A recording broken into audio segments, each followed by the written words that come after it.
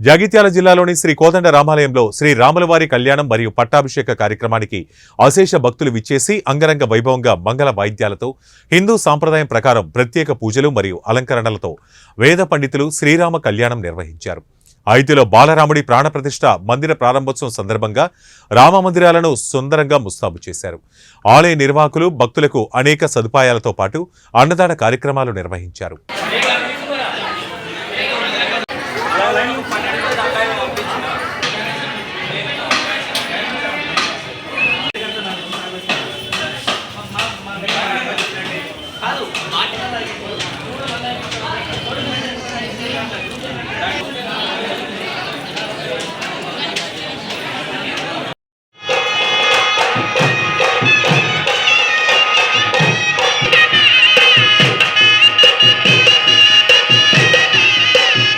ఆపదామపహర్తారం దాతారం సర్వసంపదాం లోకాభిరామం శ్రీరామం భూయో భూయో నమామ్యహం.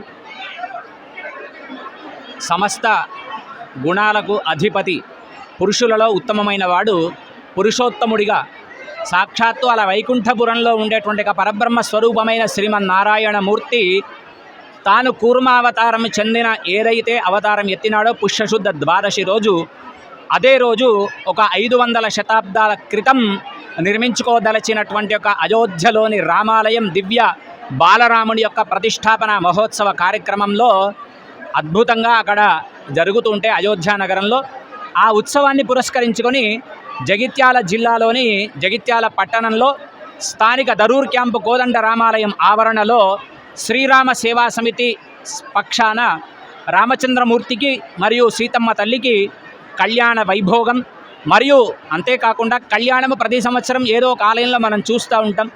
దానితో పాటుగా స్వామివారి యొక్క పట్టాభిషేక కార్యక్రమం ఆనందదాయకంగా కనుల విందుగా అద్భుతమైనటువంటి కార్యక్రమాన్ని ఇక్కడ శ్రీరామ సేవా సమితి వారు ఏర్పాటు చేసినారు. చూసిన వారికి, చూపించిన వారికి ఆ రాముడి యొక్క పరిపూర్ణ అనుగ్రహముతో పాటు కేవలం ఒక కళ్యాణమే కాకుండా యువతీ యువకులను కూడా ప్రేరేపించడానికి వాళ్ళ యొక్క భక్తి ప్రపత్తుల చేత మొన్నటి రోజున యువతీ యువకులంతా వాళ్ళ భక్తి ప్రపత్తులు కోలాట రూపంలో, నృత్య రూపంలో స్వామిని ఆనాడు నందిగ్రామం నుంచి అయోధ్య నగరానికి ఎట్లాగైతే ఎదుర్కొన్నారో జగిత్యాల్లో కూడా భక్త మార్కండేయ స్వామి దేవాలయం నుంచి స్థానిక కోదండ రామాలయం వరకు అదే రీతిలో అద్భుతమైనటువంటి ఒక నృత్య గీత వాయిద్యాల చేత స్వామిని ఎదుర్కోవడం జరిగింది. మొన్నటి రోజున అది జరిగితే నిన్నటి రోజున మాతలంతా కలిసి ముగ్గుల పోటీ ఒకటి నిర్వహించుకున్నారు. ఈ రోజున కళ్యాణం పట్టాభిషేకం జరిగింది.